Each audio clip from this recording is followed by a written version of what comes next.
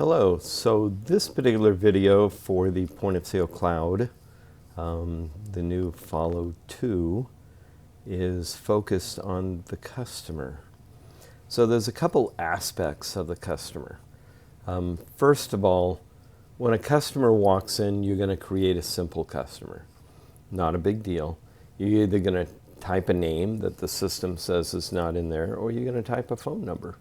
The most accurate way is by phone number, but if you're searching for a name, it certainly makes sense. So if I type Smith Timo and then I hit search, the system basically says, I can't find anything similar to this. So in other words, it's going to actually look for a wildcard search. And it says, would you like to add the customer? The first thing you want to do is you want to say to the customer, oh, are you new? And the customer will either say yes or no. If the customer says yes, click yes. If the customer says no, click no. If they say they're not new, they've been around for a while, then you misspelled their name. Click no, and basically retype it and search, or search for the first part of their name, or say, hey, can I have your phone number? Okay. Now, if the customer says that they are new, you're going to click yes. And what it does is it says, okay, if you entered a number, I'll copy the number. If it entered a name or letters, it's looking for the alphabet, it's going to go there. So it's going to ask for their phone number, and you're going to put their phone number in. Now, when you get to 10 characters, it knows you're inserting a phone number, so it'll format it. Hit save. There is a button which is auto assign account number. All that does is assign a number. So if the customer says, I don't have a phone, I don't believe in phones, then you can auto assign account number. The problem with that is that if they don't pick up their clothes, you have no way of getting a hold of them. Okay, so as a dry cleaner, I would say, get the person's phone number. Okay, don't trust email addresses. So I'm going to hit save. And when you get to the screen, I just want to walk through a couple things. One is there's an email or SMS. This could be the email address if they want a email when their order's ready to pick up, or an email PDF copy of the ticket. Okay. You can also use the SMS, and there's a button, and I'll show you how to turn that on later. But the SMS is basically the phone number that you want to send a text message to. Okay. So the next one is a building or company that's really used if you're delivering to an office building. This is the delivery address information. So this is where they actually live. Okay, it may be different than billing, and just remember that, okay? Now, this is all optional. The only thing that's critical is a name and account number. But since we're going into some details, active is a way of deleting a customer. We don't actually get rid of customers. You don't have to worry about saving space on the hard drive because it's all in the cloud, and you have unlimited space there. Active, you turn that off if you don't want them to be in any of the searches. Now that's very important. So if you search for them, you're not going to find them, okay? Unless you turn on the option, and I'm going to go ahead and save this and go back to the search, to show the inactive customers, okay? And that's this one here. You'll notice currently right now, we're showing inactive customers, okay? So at any time you could save that customer, you can go back to any of the customer searches, you can search for the customers, and then hit edit when the customer comes up and come back in. So that customer is active. Automatically in our customer setup, and we're going to take you there in a minute, we're defaulting all the customers to taxable. It's an option. I recommend that you do that, and if your state doesn't charge tax on dry cleaning, laundry, alteration, any of these, that you set the tax to 0. But you set all the customers to taxable. And the reason for that is states have a habit of changing, and a couple years down the line, they could say we're now charging tax, and you'll have to go into all these customers and make them taxable. So I recommend just make them all taxable and set the tax level to 0. Loyalty is if you're using a loyalty program. Vivaldi and the Point of Sale Cloud has 2 forms. You can do loyalty by dollar amount, so when they hit $100, you give them $5. You can do loyalty also by ticket number. So when they do 10 tickets or when they do 20 tickets, they get $5. The rewards are always dollar-based, and they go into the customer sales area, and I'll show you where that is. An alert is if you want to make a comment, like the customer bounced a check, and anytime a counter person pulls them up, this message will appear. And it'll pop up as a pop-up, and they have to read it and click OK. If you don't do alert and you do a comment, it will show as a note on the top of the ad ticket, and it'll show at the bottom of the pickup. So if the customer, needs to talk to the manager, or you ruined one of their blouses or something like that. Now, wholesale is a little bit different. When you click wholesale, it really assumes that you're doing, this particular customer is a wholesale account. It's a dry store down the street that you're doing tickets for. And with wholesale customers, you have 2 options. One is you can re-enter each of their tickets, but that's a lot of work. So for wholesale, what we recommend is you do it in bulk. So it's a wholesale customer. You'll say 32 blouses, 20 shirts, 5 pants for that day. And then you make them an account, and then you send them a bill at the end of the week or end of the month, however you want to do it. Okay? The iHome Valet password. When one of your customers, if you're doing delivery, signs up using iHome Valet, they'll enter a password, and the password will be here. So if you ever need to change their password or see what their password is, you can get to it. Starch preference, every time they do a laundry item, it'll pop up and say this customer prefers light starch. Okay? Starch preference is purely that. It's just a preference. They can still, for every item, select what kind of starch they want, but it will show them what their preference is or what their past preference is. So that's under General.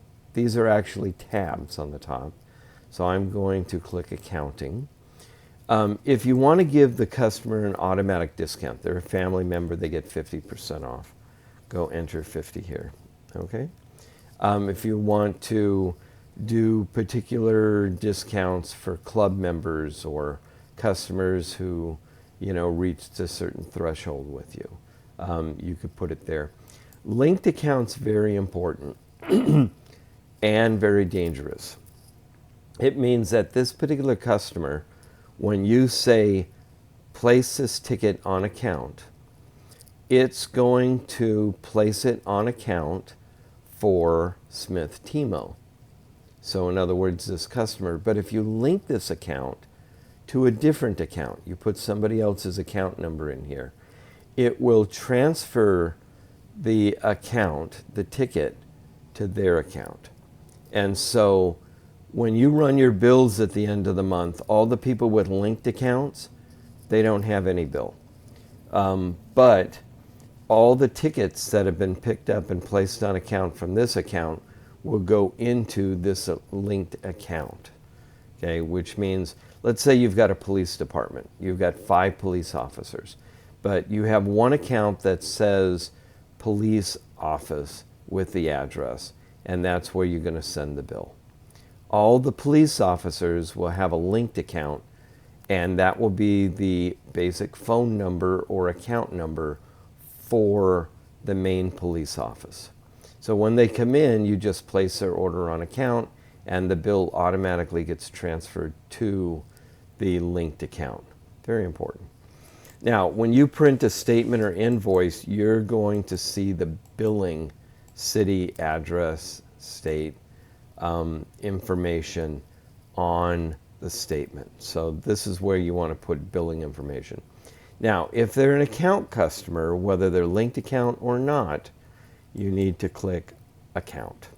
And that's very important because that means that the account button will appear on the prepayment and on the pickup screen. If you don't turn this on, the account button will be disabled. So if you turn that on, then this customer can place any ticket on account. It'll transfer to accounts receivable. It'll show that it's been picked up and paid by accounts receivable in the cash drawer. Okay? Now, along with that, I want to jump over to AR discount. AR discount's a different kind of discount. It's mainly used for hotels and wholesale accounts. But an AR discount means that when they click, so let's say you have a ticket for $10. They get no discount. So the ticket's going to show $10. When they pick it up, and if they place it on account, so AR stands for accounts receivable, if they push the button to place it on account, it will look at the discount and take that discount off at that time. So let's say you have a hotel. You negotiated prices that's going to be on their tickets in the hotel room. And let's say address is $20 and there's no discount. So when you print the ticket for the hotel, it's going to say $20 for the dress. But when you deliver it, it's going to transfer automatically all the accounts tickets over to the hotel account. And if it's a hotel guest, let's say you give them 50% off. So the statement, the accounts receivable statement, will actually show, hey, the ticket was $20, but you're, as a hotel, we're only charging you $10 because you get 50% off the AR. So in other words, everything that gets transferred to accounts receivable is going to go over to accounts as 50% off or 25 or 23 or whatever you negotiate with the hotel. Okay? So this is a way that the ticket will always show the regular price. So the customer receives a ticket, it shows $20 for the dress, but the hotel only gets billed for 50% of that. That's very important. Now, deposit is purely just a place where you can store cash. You can say they gave me $100 and I want to keep track of that $100 and maybe I want to use it on a ticket later, or most likely you're going to give it back to the customer when they pay for the ticket. Okay. Let's go a little bit further. I'm going to take the accounts receivable discount off. Cash only means they bounce checks with you. So they can't go on account, they can't use credit cards, and they can't use checks. So they're cash only. All right, they're not a very good customer. Now, get a token is for credit card processing. If you sign up with OpenEdge, automatic credit card processing, you're not going to actually store their credit card. But what you're going to do is you're going to say get token. You're going to enter their credit card. It's not going to save it in the expiration. And OpenEdge will take that credit card, translate it to a token that we store in our database. So you are not liable at all for any charges, overcharges on the credit card because you're not storing credit cards. It's pure PPI compliant. You are not liable, and it's all safe and encrypted. Very important. But you'll see a fancy token number in here, alphanumeric number. And every time you do a delivery and it automatically charges a credit card, or at the end of the month you do your statements and you push the button to charge credit card, it'll automatically charge all the customer tokens the full balance of their accounts receivable, okay, and tell you which ones bounced and expired and things like that. So let's keep going down the line. We did accounting. Take a look at sales. Sales is really a place to where it's going to automatically accumulate numbers. So as they write and pick up tickets and spend money, it's going to show you the total amount of money that they spent since they started, the total number of tickets, the year-to-date total money that they spent this year, and the year-to-date total number of tickets. The credit loyalty is purely the dollar amount of how much credit they have on file. And it's credit and loyalty because if you ruin somebody's blouse, you can give them $10 or $20, and they can use that. This will automatically pop up when they write their next order. So you can give them $10 and say, hey, you can use that on your next order. And when they come in next and write a ticket, and they're about to print the ticket, it'll say, you have $10 loyalty credit. Would you like to use it? And if you say yes, it'll count it as a credit, like a prepayment on that ticket. Okay? Loyalty level is where it's going to accumulate their current loyalty points. So if you set the loyalty level to, hey, every $100 they get $5, and they so far have picked up tickets and paid $52, you'll see $52 here. And the way loyalty works is if they, for instance, have a loyalty level where they've paid $180, the system will automatically say, hey, you hit a loyalty level of 100, I'm going to take 100 off your loyalty level. It'll leave $82 here and give them $5 credit. Okay, so the system automatically keeps track of whatever levels you set. VIP is purely on the search screen. You see a little green checkbox, and it'll show that they're a VIP member. So in other words, hey, take good care of them. Okay. Delivery is a little different. If you've decided to do delivery, you can hotel delivery, so you click that on, and every time you write a ticket, it'll say the name of the hotel, but it'll force the counter person to enter the room number and the name. Okay. If you have a customer signed up for delivery, they need to be either regular route or one-time pickup. Okay. So you would default that regular route, meaning every week you're going to go to their house and pick up, and you're going to deliver if there's a delivery. Okay.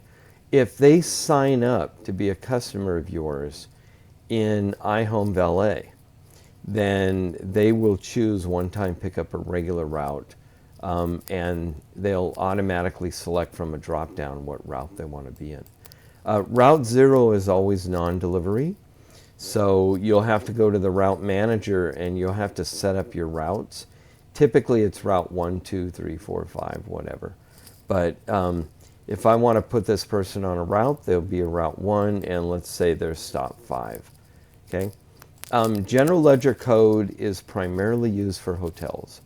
There are codes that you could set up in the general ledger under back office area, and you can actually categorize specific customers. So in other words, if you set up a hotel, then you're going to set up a main hotel that's for billing, and then you're going to set up a hotel guest account, a separate customer, and you're going to make the GL code guest. And that way, and you're going to set it up on account and link it to the primary hotel, so that when they write a ticket and you do the delivery, the system will automatically transfer over to that hotel. The main hotel to send the bill, but the general ledger reports will show all the tickets that were assigned to guest, and what the AR percentage was, and what the commission rate was, et cetera, et cetera. Price level is very important for a customer, particularly if you're doing hotels, because for every item that you have, dry cleaning, laundry, alteration, you could set up a price level 1, and that could be specific pricing for that hotel. So you could set up a price level 1, price level 2 for another hotel, price level 3 for another hotel, and those are basically price level contracts that you set up. And in the item manager, you'll see there's tabs to set up a price level on an item or a 4-step charge. Okay? So he's on route 1. He's a regular route. We're not going to make him a hotel. But that's your basic information. And after you're done, you hit save. Now, if you're first adding a customer, so I added the name and the account number, and let's say I didn't add anything else, but for the fun of it, I'm going to go ahead and put my email address in here. And this way I get emails of when the ticket's ready to pick up. I'm going to hit save. So when you're done adding the customer and setting up their preferences, you can jump right to write ticket or to pick up ticket. So if you go to write ticket, there's a customer standing in front of you.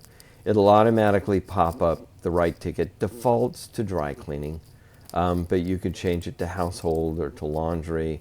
If you run a laundry, you can go to settings and set it to laundry as the default. But I've got it set up where the default is dry cleaning. And I'm going to choose 2 dresses. But you'll notice when I choose 2 dresses, it wants to know, hey, what's the 4-step charge? So it's going to be 1 piece. I'm going to hit save and print. And it's going to say $14.63. Let's give it a 10% discount. And let's go ahead and prepay. Now, by the way, give the discount before the prepay, because if you prepay, we disable the discounts. Okay? Because if the order's $10 and they pay $10 and they prepay, and then you give them $1 off, the ticket's not going to reflect correctly. Okay? So you either need to remove the prepayment, return their money, give them a discount. Okay, well, hopefully you don't do that. So you'll notice here that we set this customer on account. So the account button's enabled.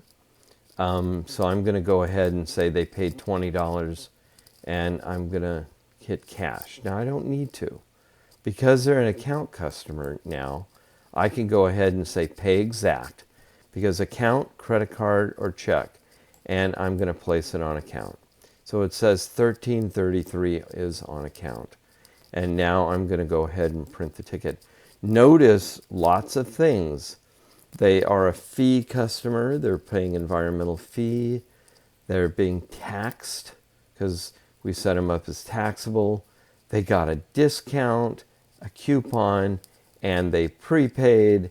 The only thing they haven't done is done a deposit, which is this button up here. So let's go print the ticket. They're going to pick it up, and let's preview this one. Now, if I clicked email, because I have my email address there, it would have emailed me a PDF copy of the ticket. Okay. Now, you see here, 2 dresses, $12.95. We're going to come in here. You're going to see the coupon amount, subtotal, tax, environmental fee, prepayment, etc., etc. So that's it. We kind of walked you through the right ticket after the customer screen, but that's pretty much it for customers. The only thing is we do have other reports having to do with customers, and we have another video that's going to go through the reports. But in the customer report, you'll see that there's 4 categories.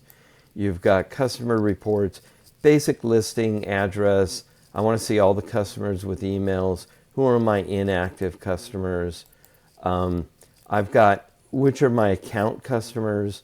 I want an aged account report. So that basically is going to show me my 30, 60, 90, 120. Customer credit report, that's all the customers that have a credit card token on file. Which customers am I giving discounts to? Sales, I want all my VIP customers because I want to send them Christmas cards. A summer report ranked by sales, top 500 customers with year-to-date sales. I want my customer ticket report. So this is the one where I want to see more detail. Also, customer ticket location report. So I want to see on the rack by customer name all the tickets. And then marketing is quite advantageous.